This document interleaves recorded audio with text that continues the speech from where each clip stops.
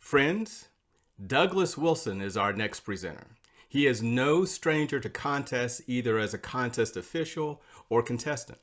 Since joining Toastmasters again in 1998, he has had extensive experience putting together contests and serving as contest support positions at all levels, from the club to the district. As a contestant, he won the District Humorous Speech Contest in 2005, second place in the District Evaluation Contest in both 2002 and 2003, and won the District in 2009. He has twice won the District International Speech Contest. That was 2006 and 2011. In 2006, out of 25,000 contestants from over 90 countries, he was judged to be the second best speaker in the World Championship of Public Speaking in Washington, D.C. He believes that a speaker can grow more in a single cycle of competition than in a couple of years of club attendance. While all support positions are necessary for a successful contest, and that's at any level, there is no contest without a contestant. And the next important position is the position of judge. The judges have the challenging task of selecting the best of the best on that particular day in that particular event.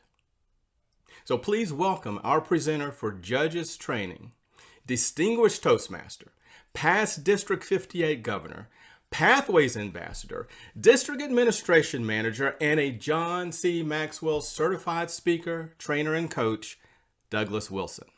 Douglas. So I'm looking at the faces and I'm seeing very experienced Toastmasters. So why are you here? Maybe the fact that we have a small group might tell you something. Maybe we're in the wrong session. Maybe we need to be in one of those other sessions. Maybe the one about how to be a great contestant. What does it take to put together a great speech? And yes, there are challenges to being an effective judge, and you have a number of things that we have to do. We have obligations, and who we have obligations to. There's a difference between judging and evaluating. There's criteria that you need to have to be a good judge, and there are barriers to objectivity, which we've already addressed. Many of you have said, how can I be objective? What are my challenges, and how can I circumvent those?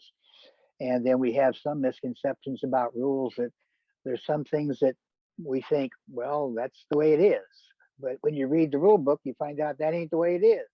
So my first guidance is always read the rule book.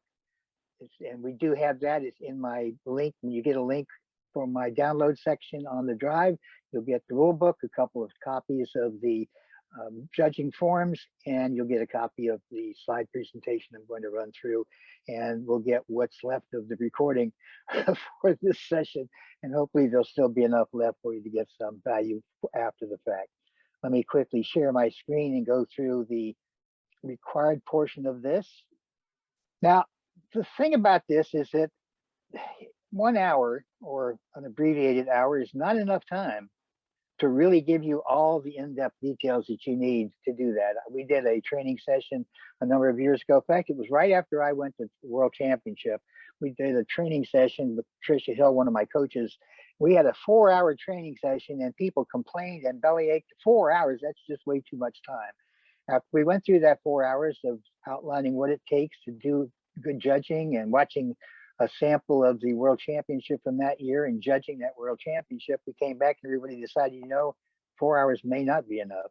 So we're going to try to cram some of the essentials, the highlights into this session today. So there's 3 purposes of having the contest. One is to provide an opportunity to practice competitive speaking. Now, while we tell people to come into Toastmasters, you're not here to compete with anybody else. You're here to measure your own progress. Where you start out as a new Toastmaster and how you progress through our program and how you get better through the process of giving speeches and being evaluated. But I have found that the quickest way to develop true skill in speaking is to participate in a contest at least one full cycle. Now, if you're fortunate enough to go from club to area to division to district, just that process alone can propel your speaking skill much more so than maybe a year or two of regular club attendance, especially if you don't attend on a weekly basis, which is my recommendation for clubs, is to meet weekly. The other point is to provide an educational program for members and the public. This is something we often overlook. The purpose of holding a contest is to promote Toastmasters, to let people in your community see, hey, here's some great speakers here. Maybe you should come and join and be part of this so you can become a better communicator as well. And this is something we often overlook, especially at the club level. And then finally, provide an opportunity to learn by observing proficient speakers. This is the vicarious experiential learning that we get. This is where we can watch people, and when we're in the confines of our club environment, we think, man, yeah, I'm the big dog in a small yard. And you get out in the real world and you compete against other people from your area and your division. You say, whoa, there's some pretty good speakers out there that I wasn't aware of, and I can learn a lot by just attending the contest. So attending contests is where you learn extra details about how to be an effective speaker. And if you're not taking notes during a contest, maybe you should get yourself a little notebook and do that. Judges have an obligation, first of all, to the contestants. Obviously, you want to do your very best as a judge so that you're picking the winner for that particular day. You want to let the contestants know that you are doing your due diligence, that you're judging them fairly, as much of an impartial, unbiased way that you can. And we'll show you some things here in a little bit that prevent you from being as unbiased as possible. But it's a subjective world, and we're trying to do it in an objective way, and that's just not always the case. We have an obligation to Toastmasters International. They have a reputation for holding contests and promoting effective communication and leadership skills. So we have an obligation as a judge to Toastmasters International for that. We have an obligation to the audience, so that when the audience finishes the contest and they have their ideas of who the winners were, that should fairly well line up with what we thought as a judge. Not always the case. I can tell you stories of attending contests that when I was done and I had my own personal judging for that contest, and I heard what the results were, I thought either I'm a lousy judge or I was in the wrong contest. And sometimes you just don't know what's going on in the minds of judges. And you have an obligation to yourself to do your very best. I think this is something we learn in Toastmasters, that we're always wanting to do our very best. So we learn as much as we can about the effective communication skills, effective speaking, how to be a good speaker, what comprises a good contest speech, and that we are able to apply that to the judge's ballot and move forward so that we properly choose the winner of the contest for that day. Now, there's a difference between judging versus evaluating. Obviously, judging, we're here to select the winner. That's our sole purpose. And the problem is that we are in Toastmasters, we are learning how to evaluate. And that's where you watch the speaker, you tell the speaker what they did well, what they could do better, and what their strengths are. And we get locked in that mode. We sit down as a judge and we're wanting to share that with the speaker, and we're trying to figure out and evaluate their speech when actually all you're trying to do is pick the winner. Because the last item is the judge's decisions are confidential. The last thing that they say, and this is awfully hard to do because I'm one of those kind of people that I always want to share with speakers what they can do better as a speaker, that as a judge, I'm not allowed to do that because I'm casting, taking away the confidentiality of the judge's ballot. Now, I'll be glad to do that if I'm not a judge and I've made some notes and tell the speaker, here's what you got. I think in my mind, you could have done better to be a more effective speaker and be a winner of the next contest. The problem is the only thing you can guarantee as a speaker is to give the speech you came to give. The rest of the time, it's out of your hands. It's in the judge's hands. So what does it take to be a good judge? Well, one, you have to be accurate. You've got a judging ballot. And on that judging ballot, you put down some numbers on specific areas of that contest form to let yourself know how did that speaker measure up to the standards. And there are some techniques that we'll go into in just a little bit on how you can do that effectively. There's not one way to do that. There is a way. There are multiple ways. And in some cases, I've seen people just sit there, listen to all the contestants and say, well, that's the one I like the best, and they go with that. There's no right or wrong way. There are more effective ways than others. So you got to be accurate, make sure your numbers tally up, because 1 point more or less, one way or the other, could decide somebody is first or second in your particular ballot form. You want to be fair. You want to make sure that you are impartial and you don't allow friendships, affiliations, age, sex, race, creed, national origin, profession, or disapproval of a topic that somebody gave to affect your judging on how effectively they gave the presentation. You want to be trustworthy. We realize that the contestants have entrusted in your hands the ability to help decide who was the best speaker on this particular day in this particular format. And we hope that you live up to that trust.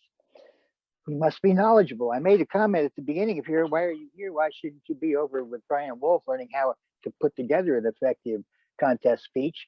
And that's always what I recommend somebody that when they're getting started, say, go learn all you can about effective speaking and then come be a judge and apply that skill. Because if you don't know as much about the effective speaking as the contestants do, then you might be shorting the contestant from an effective judging format. It's kind of difficult. I know that I'm a very serious competitor. I'm lazy when it comes to speaking at Toastmasters. When I compete, I am dead serious, and I will practice and practice and practice. And I'm hoping that the judges will be there to recognize if I'm better than another speaker, that's acknowledged and we move forward. If not, then I go back to the learning process. Remember, learn, unlearn, and relearn sometimes is applicable to the judging and speaking format.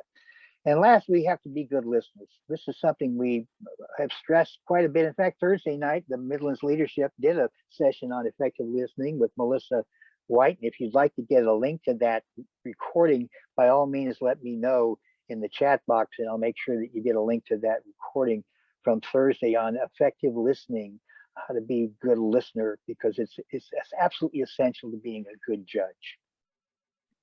And we talked a little bit earlier about the barriers to being objective. And the catch is that judging a contest is objective, but we are all living in a subjective world. So it's our opinion, just like the evaluations are our opinions. So we don't want the speaker's position to influence us. It does influence some speakers.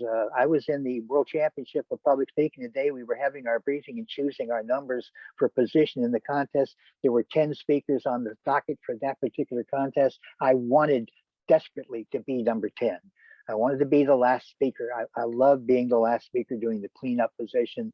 And somebody drew the first position, and it happened to be an extremely good speaker, by the way. He went on to take second the next year and went on to be a multimillionaire speaker on his own right. And I pulled out the number 01. I said, wait a minute, number one's already been 10. Oh yeah, number 10. And it was exactly the position I wanted. So speaking position, some people say if you're the first or the last, that's what we remember. Primacy and recency, you remember the first thing you heard, the last thing you heard, maybe the rest of it gets lost in the jumble. We'll show you some techniques on how to eliminate that or how to minimize that. But anybody can win from any position if they got the right speech on the right day. The 1991 world champion, Otis Williams, said, your objective as a speaker is to be so darn good that the only thing that the judges have to decide is who's going to be second. And we sometimes are champion for the underdog. We are great in championing the underdog. And if you're in a football game, you want to champion the underdog, unless your team is the underdog or unless your team is the winning team, then you don't want to champion the underdog. But if you have no dog in the fight, you want to champion the underdog a lot of times. But this isn't about championing the underdog. It's about finding the skills that are necessary to be an effective speaker and awarding those by acknowledging the best speaker for the day. You only use the criteria on the ballot to select your winners. The halo effect. Oh, this is the inclination to admire somebody. You've heard somebody speaking, you go to the contest, oh, I just know this person's going to do really well, and you've got this halo around them. But this isn't about whether they were good before or they were good again later. It's how are they today? There's also the reverse halo. You say, oh, I don't like this speaker. I've heard them speak before. They're always speaking on controversial topics. And you've already got a barrier in front of you about being objective and fair for that particular speaker. So we've got to help control this to resist downgrading a score in one area because you're not happy with their performance in a different area of that speech. You've got to look at all the various aspects of the speaking to make sure you're fair across the board. Second time around, somebody's back again, or maybe they're back for the third or fourth time. I can see in the eyes of some judges when I'm on the docket to be a speaker, they kind of says, oh no, here he is again. Oh my God, when's he going to stop? When's he going to quit? And obviously, as an administration manager this year, I can't compete, so go knock yourself out. But you don't want to say, well, they're back again, let's give somebody else a chance. It's not about that. It's about picking the winner for that particular contest. Not the norm. Maybe somebody's giving a speech, the topic material is a little bit out of the ordinary, and you think, well, I don't know that that's an appropriate speech for this particular contest, but it's a darn good speech, and maybe that should not make a difference. So false consensus occurs when the individual believes that the majority of others share their opinion, and maybe we don't share the opinion of the speaker. We have to put that aside, look at what they've done, how well they presented it, were they effective in giving a logical explanation, a call to action. And if all that comes together, then we have to put aside that we may not agree with the content of the speech. And then we have our personal prejudices and preferences on what we're looking for in a speaker. The individual opinions of each judge are based on our likes and dislikes, and there's no way to control the taste of judges. Mark Brown, the 1995 world champion, told me one year when I thought I had the winning speech and took third place at district, he said, Douglas, sometimes there's no accounting for judges. And that's sometimes true. So you have to understand when you go in a contest as a contestant that you give the speech you came to give, the rest is in the hands of judges, and it will be final, and you have to live with that. Just a quick aside here, the prevention of misconceptions. There are things that people come to the contest with as judges, as chief judges, as officiates, and say, well, these are the rules. This is the myth. The myth is that if you're not in a club with a contestant at division level, you can judge the contest. And they think, and I've had that happen just this past contest cycle. I said, well, I'm not in that club that they're competing for, but I'm in a different club. Well, then you're not eligible to judge that contest. Because if you're in any club with a contestant, regardless of whether it's the club they're competing for, you're ineligible to judge at the division level or higher, but you can judge the club and the area contest, even if you're in the club with that contestant. Another myth is that the speech has to be serious, it has to be motivational, it has to be inspirational, and you can't be funny. Well, I'm finding out that if you're not funny in an international speech contest, you're probably not going to win. Humor is important to us at all levels, and so you need to do that. If you're speak outside of a designated area, that's not so much a problem in the virtual world because we all have the same virtual limitation. You all speak within your limits, otherwise you can't be seen. But I know of a situation a couple of years ago that they tried to disqualify them because they spoke outside of the area that had been designated for the speaking area. That is not one of the reasons you disqualify a speaker. We'll show what they are later. But the fact that they spoke outside the area is really immaterial. You may knock a point off if you want, but that's not sufficient reason to disqualify them. You may say, well, they use props or visual aids. Well, there's nothing against using those in a speech. Now, if you use electronic visual aids, that can be an issue because if your technology goes out, that could be the problem that you're not able to effectively conduct your speech.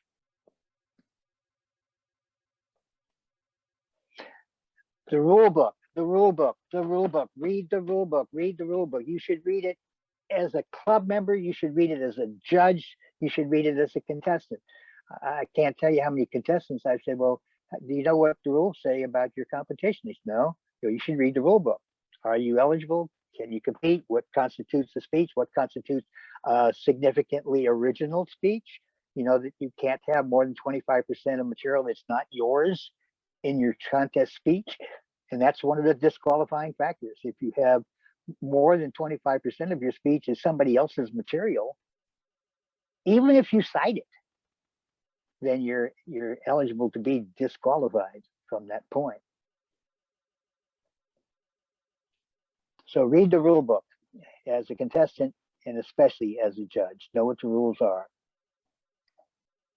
I'm going to show you just very quickly the judges' ballot for the International Speech Contest. We are entering into a contest cycle where we will have both the International Speech Contest and the Humor Speech Contest.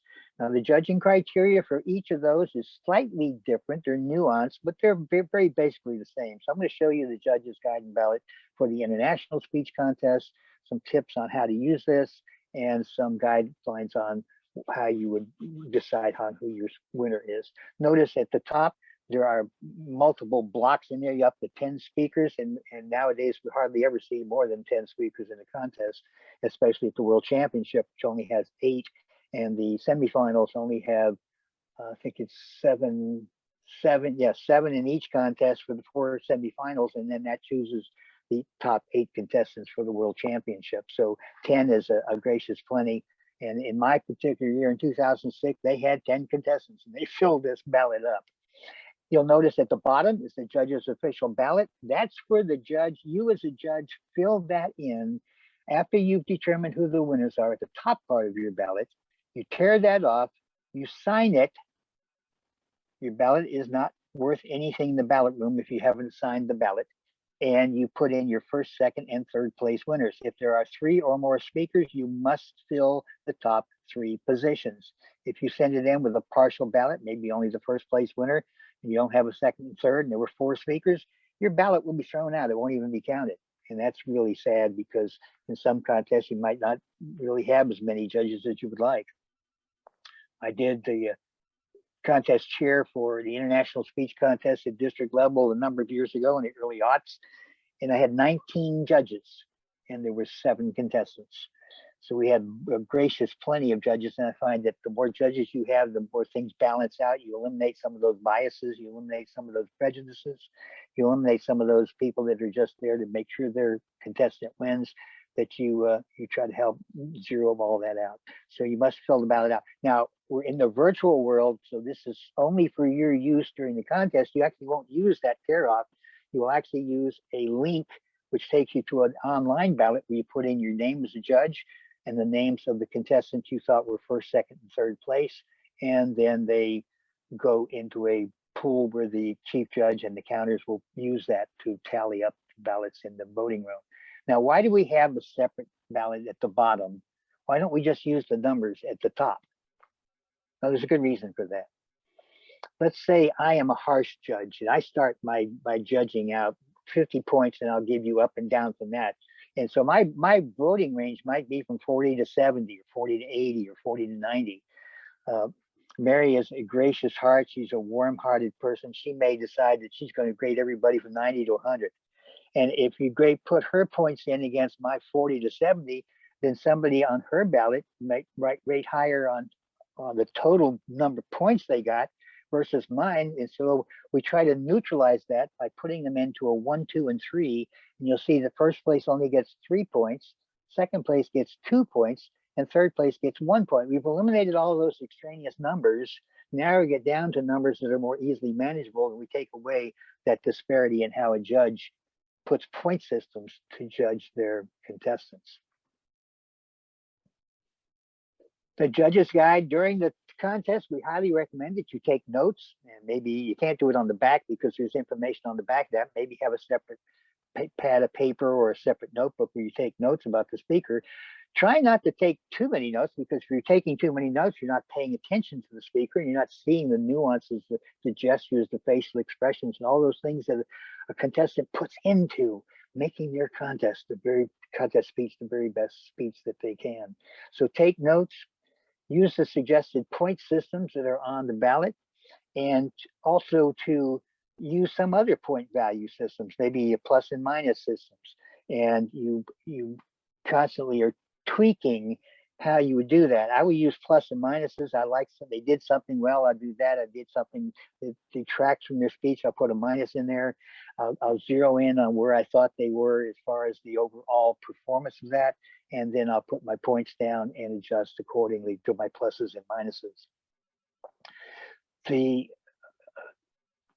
one thing about using the forum, what I like to do with this is to kind of neutralize having previous speakers influence my judging for a subsequent speaker. Is I'll put the first speaker's name in the upper right hand corner at number 10, all the way to the right hand side of the paper. I will break down my numbers for that, and then I will fold that paper under so that the only position is number 9. So I don't see what I did for number 10. I use number 9 as a straight up. I'm looking at number 9. I'm judging that speech. I'm listening to the content. I'm listening to the delivery. I'm listening to their language, and I'm judging accordingly based on their individual performance. Fold that under for the next speaker and judge that speaker uninfluenced by the previous thing. Once you get ready to total everything up, you open it all up, you look at it, you total it up. And if you have a tie, you must break your tie. You cannot send the tie into the voting room because you are the one that's responsible for breaking the tie on your particular ballot. Hey, Douglas, do you mind if I ask a Yes, question here? certainly. So I understand the point of trying to judge each speaker on their own merits using that rating system. But if at the end of the day, my goal is to choose a winner, is it really bad to say have the first person be the standard and then everything becomes plus or minus against that? I've seen that used. I've actually used that myself. I set a baseline standard for that first speaker, and then I judge that second speaker. The only time I actually let that influence me is if it comes down where I've got my 7 speakers up there and I've got a tie between 2 speakers. I then might look at some nuances that I have as to how one compared to another one. What did this one have better than the other person had? That might be a point where I actually do a comparison between the 2 speakers. But I try to eliminate that as much as possible. I've had situations, I think somebody mentioned that in the round robin that we had at the beginning, that they set a point system for that first speaker. And if you set that point system too high, then the next person comes along, blows you out of the water. You go, oh, I got no place to go. I've already given this first speaker 100 points and I got no place to go. So maybe setting a standard that's lower, maybe 70 points for that first speaker, and you go up and down based on people from that. Your numbers would be lower, but then you have room above and below that to put speakers, and you then total them up, and the first place, regardless of how many points they got on your ballot, goes in the first place, and the second place, and third place. I would let the comparison between one speaker and another only influence me if it comes down to a point where I have a tie. Does that Okay. help? Yes, thanks. Okay. Just briefly zeroing in on the different parts, there's a content part, there's a delivery part, and there's a language part, and they're very important. You'll notice here in just a minute that the content part has 50 points, 50 points for content. And that's how did they develop the speech? How were they effective in giving the speech? And what was the value for that speech that they delivered? And you have various points for each of those components. But 50 points of that 100 points is the content of the speech. The delivery, and this is the gestures, the body language, the staging, the vocal variety, their manner, the enthusiasm they put into it. This is only 30 points. So they say that you shouldn't be able to win the contest strictly on the fact that you had brilliant delivery if you don't have sufficient content. Content is king. And so you have to have a speech that has content that is universal in message and applies across the board, that anybody can tap into and take something away from it. If you have been moved by a speaker and you have made a decision, as Lefford said, to actually go do something with what you learned, then you have the opportunity to know that that speaker had an impact on you, and you certainly would give them some merit for that. The language used, now I look at this as there's 20 points for this. I will give everybody 20 points to start with, and you can only lose points in this one because you lose points based on carelessness and sloppiness with your language, too many ums and ers. An and here and there is not that big a deal, but if you're sloppy with language, sloppy with pronunciation, sloppy with the use of language, grammatical errors, word selections, then you can only lose points here. You start out with 20 points and you only mark people down from that point. If they do really well here, they get all the 20 points. And so this is an area where you have to be thoughtful about how they use language. The judging criteria on the back of the form is helps you to understand how the front side really is developed. What do I look at for speech development? What do I look at for effectiveness? What do I look at for speech value? What does it actually mean to have value? And I'm not going to read all these things. You'll have access to that judging forum from the my folder on the Google Drive that you can download and observe that. You can also get those off the international website. I think most of the club websites have that information, especially in contest season, where you can download directly off of your club's website. If not, go to the international website to do that. 50% is content, 30% is delivery, 20%, I don't know where that came from, 20% is language, 50, 30, that's an incorrect statement there. It's 20% is the criteria for the judging criteria for language. And of course, at the bottom of that, you have a judge's code of ethics. They want you to understand that you will not let influences affect the way you judge the contest. You're here to judge the content, delivery, and language used in the speech, and no other factors will make an effect. In 2010, David Henderson came on stage with a bomber helmet, a bomber's jacket with a scarf around his neck, and world champions told him, don't go out there in costume, you'll lose points on that. He had such a compelling speech that it actually became part of his presentation. And at the end, the people that's our winner right there. That is very clear that he has given the winning speech. And so you don't let those kinds of things influence. In fact, the speech I won the regional with in 2006, I had four costume changes throughout that contest. In my speech that I gave for the humorous speech contest, I had two costume changes where I threw away a hat, I took off my jacket, put on a motorcycle jacket, complete with all the fringe, and told stories about stupid things I did on a motorcycle. So you can use costumes and the apparel to be effective in delivering your speech if all the other factors are there. That was kind of a down and dirty look at the judges forum, and I hope that's answered some of the questions that you asked at the beginning that you were looking for. It is a challenge being a judge because you have to listen attentively, you have to watch what's going on, and if you're making notes and paying attention to your notepad rather than the speaker, you will lose some of the nuances that they may have a facial change that has a big impact in transitioning emotionally from one part of the speech to another. You want to be sure that you're taking in everything you can. And I'm a voracious note taker, so I have to learn. I've actually learned how to take notes watching the contestant and taking notes on my book. Now, it's not neat and on all the lines, but I have the essential information that when I go to the time to actually make the judging point system, that I can draw the information off of that page. But learn how to be a good speaker, the first criteria. If you can identify the key things that make you a better speaker, then you'll understand what makes one speaker a better speaker over another speaker when it comes time to judge that performance. Be fair, be impartial as much as possible, keeping in mind this is it's an objective approach to a subjective world. We have our biases, we have our opinions, we have what we like, what we dislike. And sometimes if you're not a judge and you're making points like that, keeping track and deciding who the winners are, you can be sadly misdirected. I competed in the 2012 World Champion semifinals, not 2011, as apparently was in my introduction, but 2012, I competed in the early semifinal. And I went to a semifinal that evening with my wife to listen to several contestants that I had learned and had met and were friends with over the years.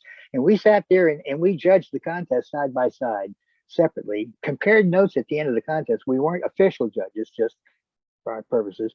And she had, of the 9 contestants, she had the same 4 contestants I had.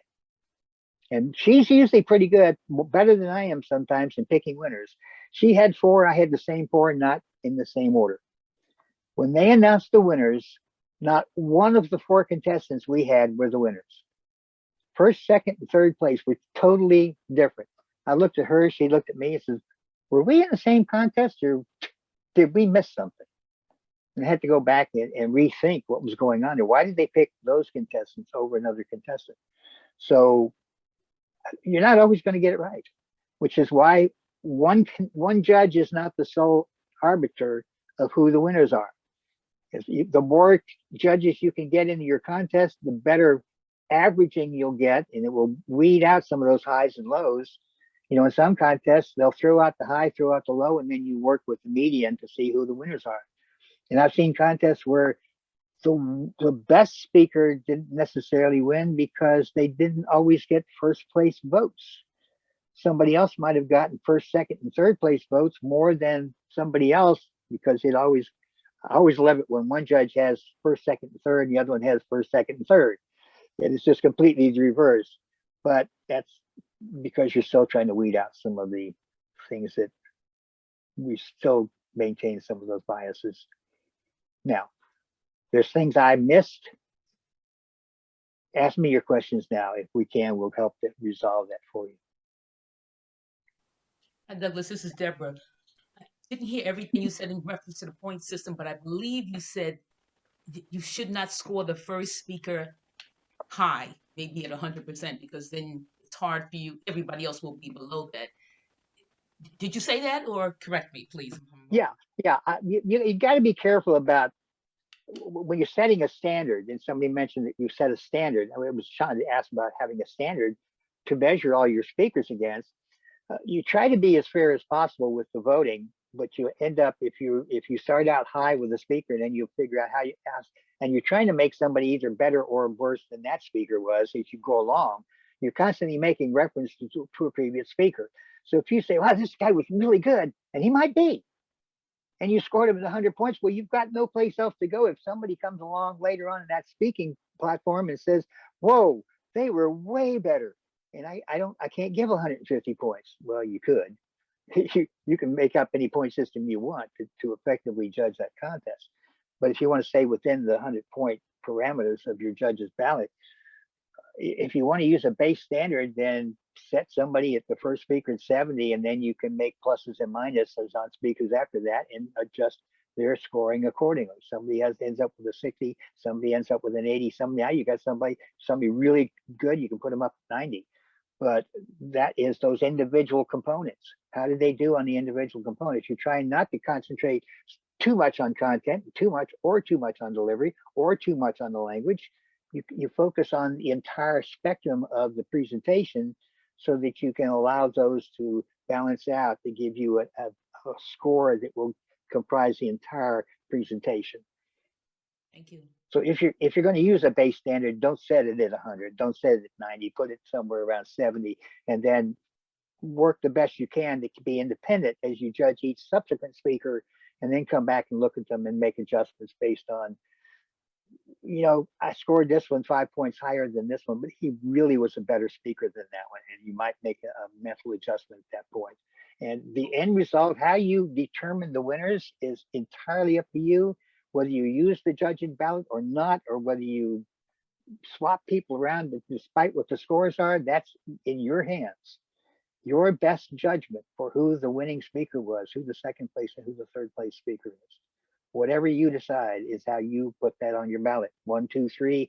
In the judge's ballot, in the counting room, you're going to take your first, second, third place, put them on a grid, total those up, and see who gets the most points, and that's your winner. Thank you. And again, it might be somebody that scored higher on everybody's ballot, and somebody else might have scored a couple of first place wins, but not too much second and third. They may end up being second or third place. And you may look at that when it's done and say, well, I really thought that was the best speaker, but other factors played into that. Douglas, you said something about the judges that I was a little bit confused about I think it was either area level or district level, that if a person competing was in your club, you couldn't be a judge for that contest. Did I understand that correctly? Let's clear that up. Judging eligibility. You as a judge are eligible to judge at the club level if you're a paid member of a club. Doesn't have to be the same club as the contestants. You may be brought in from another club to help judge a club's contest. Anybody who's a paid member in any paid club, and remember, you have to be paid, and the club that you're in has to be paid. If you paid the club but they haven't paid the dues in time for the contest, then you're ineligible to judge any contest. But at the club level, anybody can judge any contest if they're a paid member in a paid club. Now, this means that if you're competing in your home club in the international speech contest, you could actually judge another club's contest in the international speech contest as a judge and not be disqualified. If you are at the area, division, or district, you have to be a paid member for at least 6 months to be eligible to be a judge. If you've been in only 5 months, you cannot judge at any level.